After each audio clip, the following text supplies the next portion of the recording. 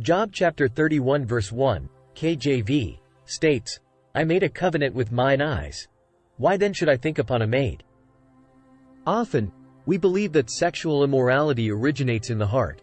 We assume that we first feel and think about it, which then leads us to act upon it. However, sexual immorality does not begin in the heart. Rather, the heart is the second stage of this sin. Job understood the stages of sexual immorality, recognizing that it always commences with what one gazes upon. If Job were to look lustfully at a woman, his heart would start dwelling on those thoughts, ultimately leading him into sin. Job made a covenant with his eyes, vowing not to gaze upon women with lustful intent. On the other hand, David couldn't establish such a covenant, and he fell into sin. The Bible contains numerous warnings about sexual immorality, but it has become increasingly challenging for many, including Christians, to avoid it. Let's consider one of the Bible's warnings about sexual immorality found in Proverbs chapter 6 verse 32. But whoso committeth adultery with a woman lacketh understanding. He that doth it destroyeth his own soul. This verse reveals that not all sins carry the same consequences. While all sins ultimately lead to death, they differ in their impact. For instance, lying or stealing does not destroy one's soul, as the Bible does not explicitly state that liars or thieves do so. However, it clearly emphasizes that those who commit adultery destroy their own souls. There is a profound seriousness to sexual immorality that we, as humans, may not fully comprehend. In Proverbs chapter 9 verses 16 to 17, we encounter a woman quoting a well-known saying, "Stolen water is sweet, and bread eaten in secret is pleasant." This saying is a half-truth, and as we know, a half-truth is essentially a lie. The woman implies that illicit sex, such as adultery or fornication, is more satisfying than the God-sanctioned intimacy between a husband and wife. She focuses on the allure, independence, camaraderie, and pleasure associated with breaking God's commandments and wisdom's counsel. Undoubtedly, sin brings pleasure for a season. However, the woman fails to disclose the ultimate outcome, which is depicted in verse 18 of Proverbs chapter 9. But he knoweth not that the dead are there, and that her guests are in the depths of hell. She conveniently ignores the severe consequences awaiting those who engage in sexual immorality. Sexual immorality, particularly pornography, has become a significant issue within the Christian community today. This matter requires urgent attention. While some individuals refrain from lusting after the opposite sex, they secretly indulge in pornography. Some may preach against lustful gazes but struggle to cease watching porn privately. The problem with pornography extends beyond addiction and sexual immorality. It deeply affects individuals psychologically. Alarming statistics reveal that approximately 40 million Americans watch porn regularly, accounting for 35% of all internet downloads. Shockingly, 1 out of 5 youth pastors and 1 out of 7 adult pastors in churches admit to regular porn consumption. Over 70% of Christians or church members continue to struggle with this habit, often watching it at least once a month. Additionally, 90% of teens and 96% of young adults either encourage, accept, or remain neutral in discussions about this topic. I do not intend to judge those who wrestle with this addiction, but accepting porn as a part of one's life is not the right approach. Job, who made a covenant with his eyes not to gaze lustfully at women, serves as an example to follow. Many individuals struggle to break free from the stronghold of pornography and its detrimental effects. It is not merely an issue of addiction or sexual immorality. Pornography profoundly impacts individuals' ability to relate to others. Many people experience depression and self-hatred as a result of their addiction. What occurs in the unseen world when one watches pornography and falls into addiction is the formation of a stronghold. Once Satan establishes a stronghold in a person's life, it becomes incredibly difficult to break free. Individuals find themselves battling with the same sin for years or even decades. This stronghold provides easy access to a world of lustful desires, and the more one indulges in it, the tighter its grip becomes. I recall a young man from my church who approached me in tears, seeking prayer. Whenever he tried to pray, he would be plagued by unholy images from the internet, hindering his connection with God. There are countless others who face similar struggles. Isaiah chapter 59 verses 1 to 2 sheds light on this issue. Behold, the Lord's hand is not shortened, that it cannot save, neither his ear heavy, that it cannot hear. But your iniquities have separated between you and your God, and your sins have hid his face from you, that he will not hear. The stronghold of pornography creates a barrier between individuals and God, preventing them from experiencing his presence. Furthermore, this stronghold gives birth to other strongholds, such as intensified lust, leading to fornication and ultimately adultery in marriage. One stronghold opens the door to additional strongholds. Lust, fueled and nurtured by pornography, clouds one's judgment, leading to foolish and irrational behavior. People suffer the consequences of their actions driven by the lust in their hearts, yet they continue down this destructive path. Lust-induced actions have far-reaching implications. Lust can destroy marriages, health, finances, joy, and even one's relationship with God. It erects walls between individuals and robs them of wisdom and strength. It is a misconception to believe that lust is exclusively a male problem. Women struggle with it just as much as men.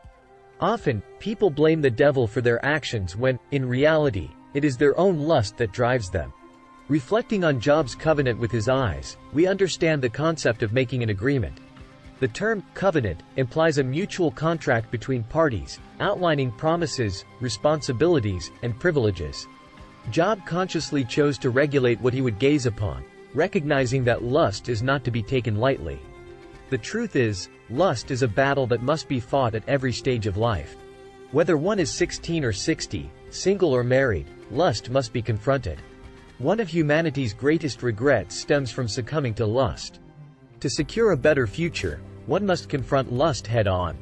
Lust clouds judgment, destroys relationships, fractures homes, and undermines one's well-being. It leads to irresponsibility and foolish decision-making. Just as a drug impairs judgment, lust incapacitates individuals, causing them to forsake years of commitment and stability for fleeting moments of pleasure. Leaving a devoted spouse and children behind in pursuit of temporary gratification is a prime example of its destructive nature. Let us dispel the notion that lust is a male-only issue. Women are equally susceptible to its allure. Some actions that people attribute solely to the devil are, in fact, influenced by their own lust. It is essential to resist and overcome lust's enticement, as it breeds regret and hinders personal growth. Lust inhibits sound reasoning, erodes decision-making capabilities, and prevents individuals from experiencing God's blessings. If you desire a brighter future, you must confront lust and its adverse effects. It will cloud your mind, judgment, and ability to make wise choices that contribute to your overall well-being. Lust is not something that naturally diminishes with age or marital status. It requires continuous vigilance and effort to combat. I firmly believe that one of the most significant causes of regret in human lives is the grip of lust. If you seek a future filled with purpose and fulfillment, you must address the stronghold of lust. It has the power to distort your judgment, break apart relationships, and rob you of joy. Lust will lead you down a path of self-destruction, draining your resources, both financially and emotionally. It erects barriers between you and God, hindering your spiritual growth and intimate connection with Him. It's important to acknowledge that lust is not just a fleeting temptation or harmless desire. It holds a deceptive allure that can lead you astray. It impairs your ability to make sound decisions, causing you to act irresponsibly and foolishly. It distorts your perspective, making you prioritize short-term pleasure over long-term fulfillment and commitment. Let's not underestimate the impact of lust on our lives and relationships. Lust has the potential to break apart marriages, tear families apart, and leave lasting scars on individuals.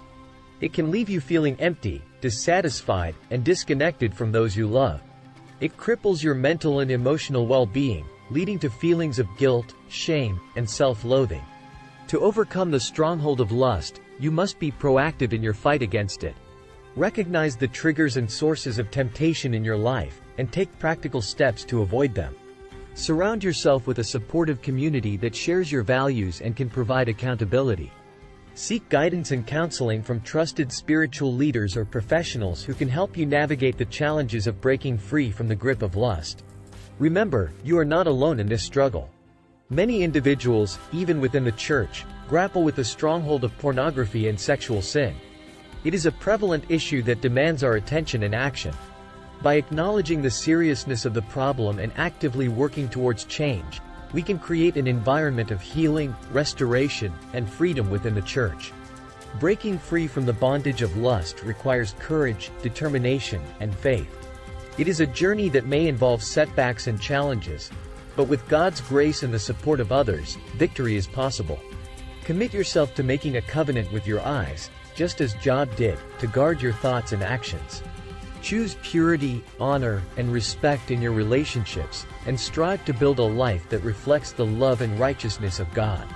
Let us confront the stronghold of lust head-on, knowing that by doing so, we can experience true freedom, deep fulfillment, and a restored connection with God.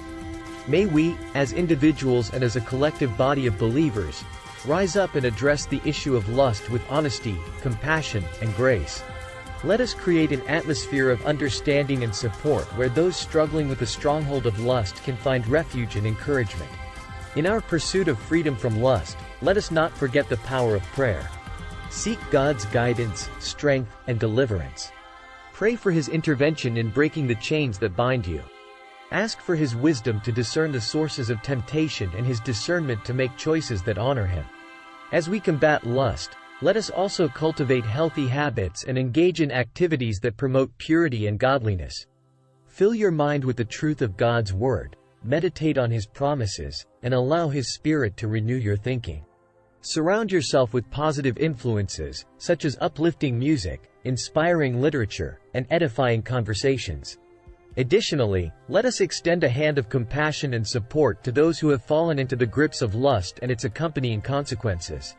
Offer a non-judgmental ear, a word of encouragement, and a path to restoration. Remember that restoration is a process, and it requires patience, forgiveness, and genuine love. Lastly, let us raise awareness within our communities and churches about the dangers of pornography and sexual immorality. Provide educational resources, workshops, and counseling opportunities to equip individuals with the tools needed to combat this pervasive issue. By addressing the root causes and providing avenues for healing, we can help restore broken lives and families. Together, let us strive for a culture of purity, holiness, and love. Let us reject the lies and half-truths that fuel lust and embrace the fullness of God's design for intimacy and relationships. May we honor Him with our bodies, our minds, and our actions. In conclusion, the stronghold of lust is a real and pervasive challenge, but it is not insurmountable. With God's grace, personal commitment, and the support of a loving community, we can break free from its grip. Let us embark on this journey of freedom and restoration, knowing that our pursuit of purity is a testament to our love for God and our desire to live according to His will.